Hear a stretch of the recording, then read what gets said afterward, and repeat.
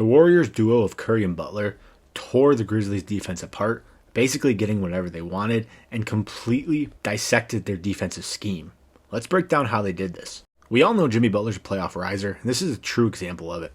Jimmy's not typically known for his three-point shooting, at least it's not his best asset of his game. But when you give him this much space to shoot it, he's going to be able to knock these shots down. This is just a warm-up jumper, and although it might not look like much now, it'll pay dividends later as it will open up more opportunities for scoring. Gotta love some of these sets Steve Kerr draws up. First off, he spaces the floor, allowing no one to be in the paint to make an open lane for driving. Then uses Curry's three-point shooting as a complete decoy. Looking like he's going to set up that staggered screen here, Scottie Pippen Jr. automatically sets up for it and tries to top lock him. Curry then has the easy backdoor cut for the layup. The Warriors' offense is solely based on a lot of motion, and it is very hard to guard.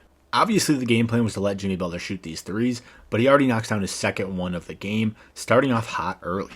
Just a defensive mistake here. Fakes one way and Aldama's absolutely freezed, and they both go with Buddy Hield. This forces JJJ to help down off his guy and get there on a late contest, but he was too far out of position, and Jimmy finishes through the contact with the and one. Remember how I said Jimmy Butler's threes would affect the game later? Well, this is an example of that.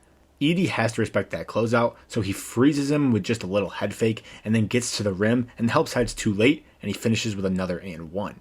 This is what makes Jimmy so special, his driving and finishing abilities. Not much to say here other than Steph is the greatest shooter of all time. Ball screen pretty high, and Desmond Bane is way too far down. Coming off the screen, you have to blitz Curry hard because he can shoot it once he crosses half court. He just knocks down that three easily. Kind of a broken play here. It doesn't work. Curry kind of loses the ball, drives to the paint, and then kicks it to Looney, and then relocates to that corner very quickly, shoots it with such a quick release, and hits the and 1-3. A 4-out 1-in look here, and when Dre gets it in the post, it allows him to create opportunities for others. Jimmy instinctively cuts when Aldama looks away just for a second, and by then, he's just going off of 2 feet, rising for the layup. The Warriors like to use Steph as a screener to open up even more opportunities using his three-point shooting advantage. Right here, Scottie Pippen's top locking him, so when he sets the screen on Edey, Pippen can't help over the right side, and it just gives the easy lane to the basket, and it's wide open.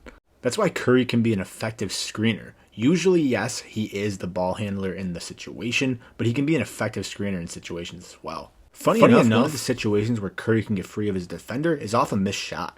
Everybody's so weird about the rebound, they lose Curry. Look at this. They're fighting for the rebound, and on a loose ball like this, if the Warriors end up with it, they're immediately turning and looking for Curry on the perimeter since his defender's going to be out of position. This one's about a step in from the logo, and he still knocks it down. This is pretty easy for Curry. We've seen it time and time again. The non-Curry minutes are so important, especially in the playoffs, and Jimmy Butler capitalizes on these situations. On the fake dribble handoff here, he goes the other way and takes a hard angle to the rim, and then has an impressive, tough finish. He's one of the stronger players in the league, so he can finish at the rim through a lot of contact.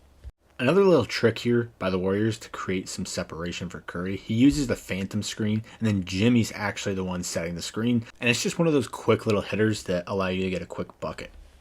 The way the Warriors have the floor spaced here with Jimmy in the post and Draymond setting the screen, only Zach Edey is going to be able to help on this off-ball screen, and if he goes up too far, he is not quick enough to stay with Curry, and he'll drive right past him. So he's able to create that shot. Edey has to respect the driving, so he's not able to get out there quick enough and contest the three. This is just a work of art of basketball right here. Curry being the inverted screener here, Scottie Pippen has to stay with him. Therefore, Zach Edey is going to have to help over on this ball screen drive from Jimmy Butler, and this gives Draymond free range to set the screen on the dribble handoff, opening up room for Curry to hit in the corner. That is just beautiful basketball right there to get an open shot for your best player in crunch time.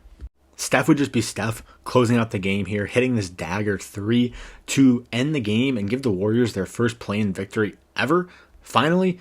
And now they're going to play the Houston Rockets in the first round, which should be an exciting matchup. They held the Curry to only 3 points the last time they played, but this team is firing at all cylinders right now and looks pretty tough to beat.